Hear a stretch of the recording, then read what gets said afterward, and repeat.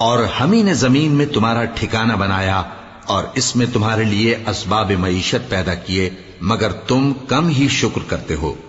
اور ہم ہی نے تم کو ابتدا میں مٹی سے پیدا کیا، پھر تمہاری شکل و صورت بنائی، پھر فرشتوں کو حکم دیا کہ آدم کے آگے سجدہ کرو، تو سب نے سجدہ کیا لیکن ابلیس کہ وہ سجدہ کرنے والوں میں شامل نہ ہوا۔ اللہ نے فرمایا، جب میں نے تجھ کو بھی حکم دیا تھا تو کس چیز نے تجھے سجدہ کرنے سے باز رکھا؟ اس نے کہا کہ میں اس سے افضل ہوں، مجھے تو نے آگ سے پیدا کیا ہے اور اسے مٹی سے بنایا ہے۔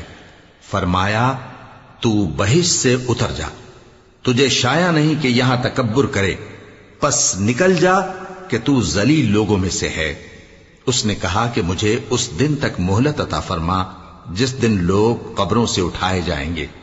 فرمایا، اچھا، تجھ کو مہلت دی جاتی ہے۔